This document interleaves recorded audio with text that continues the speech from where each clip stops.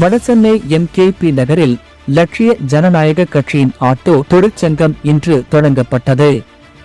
லட்சிய ஜனநாயக கட்சியின் நிறுவன தலைவர் ஜோஸ் சார்லஸ் மார்டின் எம்எல்ஏ அவர்களின் வழிகாட்டுதலின்படி நடைபெற்ற இந்நிகழ்வில் ஆட்டோ தொழிற்சங்க தலைவர் மேகநாதன் முன்னிலை வகித்தார்.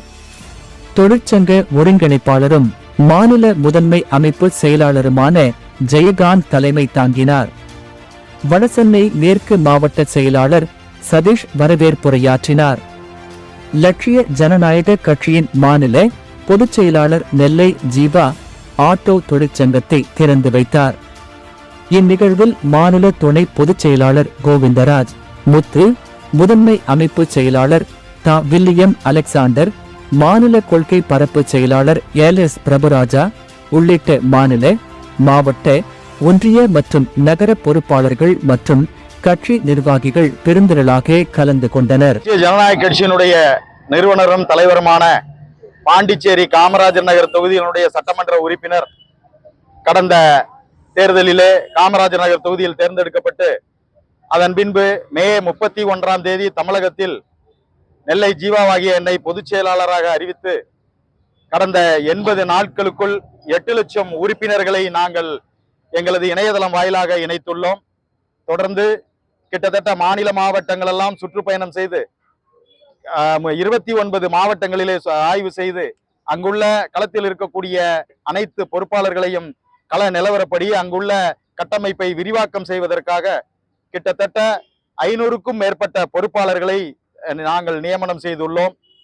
இன்னும் ஒரு சில பொறுப்பாளர்கள் நியமனம் நடைபெற்றுக் கொண்டிருக்கிறது.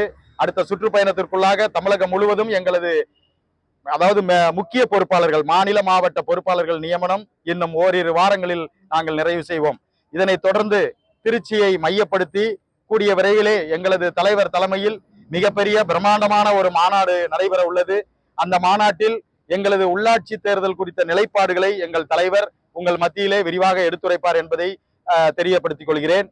மேலும் எங்களது இலக்கு வருகின்ற உள்ளாட்சி தேர்தல் தான் எங்களது இலக்கு.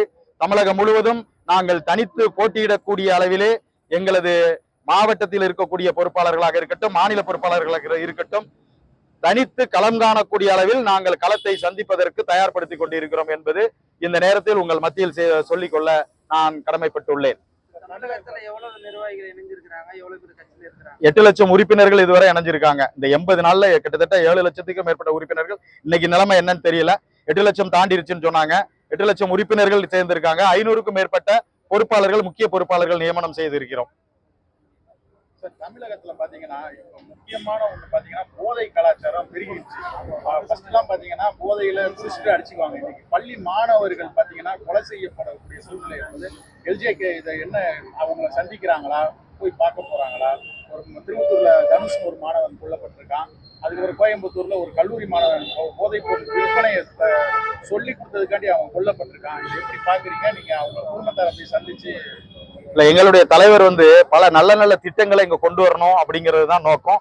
அது குறிப்பா இளைஞர்களுக்கான திட்டங்களாக தான் இங்க கொண்டுட்டு வர்றாரு. அது கல்வியாக இருக்கட்டும், வேலை வாய்ப்பாக இருக்கட்டும், இது போன்ற நல்ல திட்டங்களை வெளிநாட்டில் இருக்கக்கூடிய பல பிரதமர்களை சந்தித்து அந்த நாட்டில் உள்ள கட்டமைப்பு எப்படி இருக்குது, அங்குள்ள வேலை வாய்ப்பு எப்படி இருக்கிறது, அங்குள்ள தொழில் நிறுவனங்கள் எப்படி இருக்கிறது என்பதெல்லாம் ஆய்வு செய்து அது குறித்த அந்த திட்டங்களை இங்கு கொண்டு வந்து இந்த மாணவர்கள் பயன்பெறும் அளவிலே இதை கொண்டு வருகிறார். இது போன்ற இந்த இளம் தலைவர் இப்படிப்பட்ட ஒரு வேலை வாய்ப்பை உருவாக்குவதற்காக அந்த இளைஞர்களினுடைய எதிர்காலம் சிறக்க வேண்டும் என்பதற்கான ஒரு திட்டங்களை கொண்டு வரக்கூடிய ஒரு தலைவர்.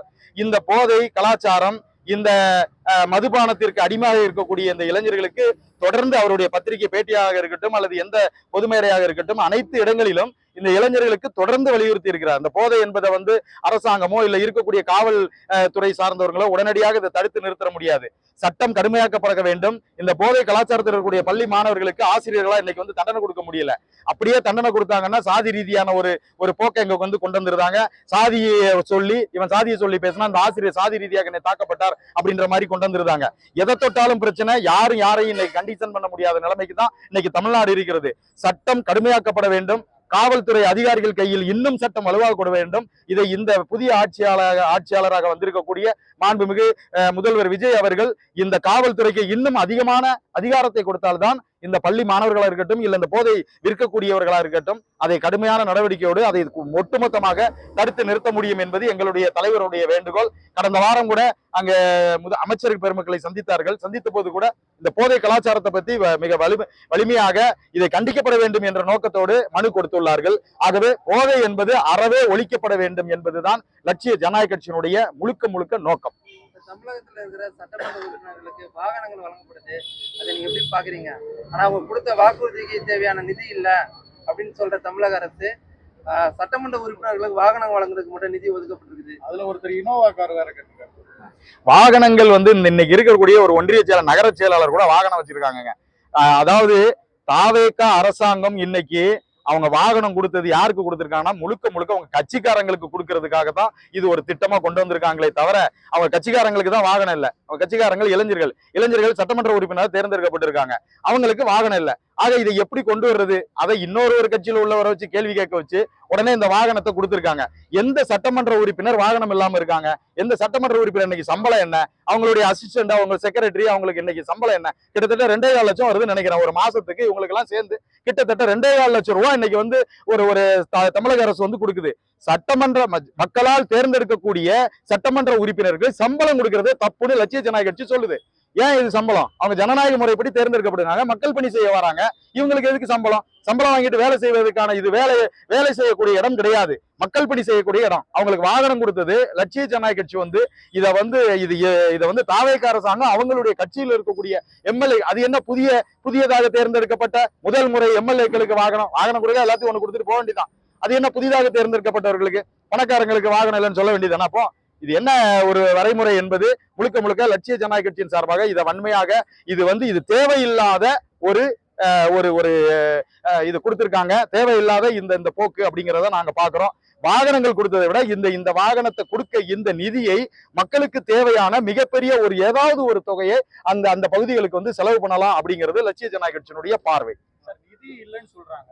இது பாத்தீங்கன்னா ஒரு எதிர்கட்சிக்கும் ஆளுங்கட்சிக்கும் முரண்பாடு நிறைய இருக்கு. இதுல பாத்தீங்கன்னா அவங்களும் சந்தோஷமா இதை ஏத்திருக்காங்க. இதை எப்படி பாக்குறீங்க?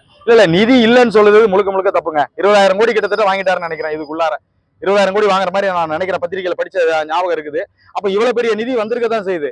இந்த வந்திருக்கக்கூடிய நிதியை ஆக்கப்பூர்வமாக செலவு பண்ணணும். தாவேகா அரசாங்கம் 6 மாத காலம் டைம் கேட்டிருக்காங்க. 6 மாதத்துக்கு அப்புறம் இன்னும் இந்த போக்கு எப்படி இருக்கும் அப்படிங்கிறது தெரியல. நிதி இல்லை என்று சொல்லவே முடியாது. எல்லா பக்கமும் நிதியை எப்படி கொண்டு வரணுங்கிறது தான் அமைச்சர் பெருமக்களுடைய வேலை.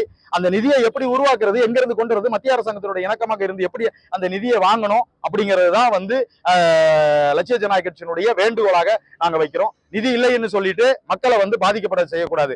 மக்கள் 2 திராவிட கட்சிகளுக்கு மாற்றாக ஒரு ஆட்சியை உருவாக்கி இருக்கிறார்கள். அப்ப அந்த ஆட்சியை உருவாக்கி இருக்கக்கூடியவங்க இன்னும் நிதி இல்ல, எங்களுக்கு அந்த கஜானா காலி அப்படின்னு எல்லாரும் சொல்ற மாதிரி சொல்லிட்டு இருக்க கூடாது. நிதியை உருவாக்க வேண்டும். நிதியை உருவாக்குவதற்கான திட்டங்களை கொண்டு வர வேண்டும். அந்த திட்டங்களை கொண்டு வருவதற்கு மத்திய அரசாங்கத்தோட இணக்கத்தை கடைபிடிக்க வேண்டும்.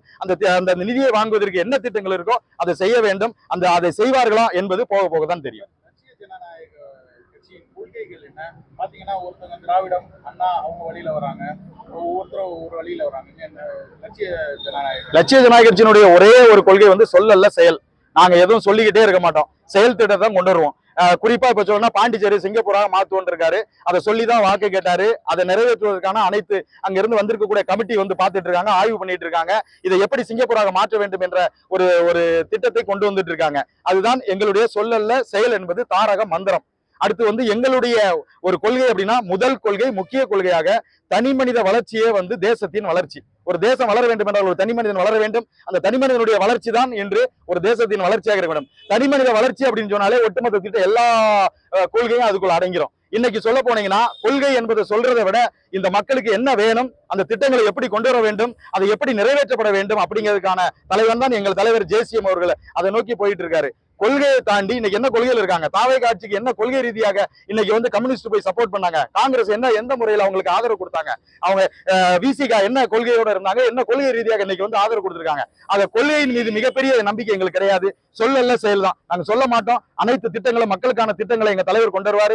வெளிநாட்டில் இருக்கக்கூடிய திட்டங்களை இங்க கொண்டு வருவாரு. மக்களுக்கான திட்டங்களை செயல்படுத்துவதுதான் எங்களுடைய வேலை. அந்த திட்டத்தை நோக்கி செயல்படுத்துவதற்கு உள்ளாட்சி தேர்தல் முக்கியம். உள்ளாட்சி தேர்தல் நாங்கள் தனியாக போட்டியிடுவோம் என்பது எங்கள் தலைவர் கூடிய விரைவிலே அறிவிப்பார் என்பதை நாங்கள் தெரியப்படுத்திக் கொள்கிறோம். நன்றி, வணக்கம். நெல்லை ஜீவா, மாநில பொதுச் செயலாளர்.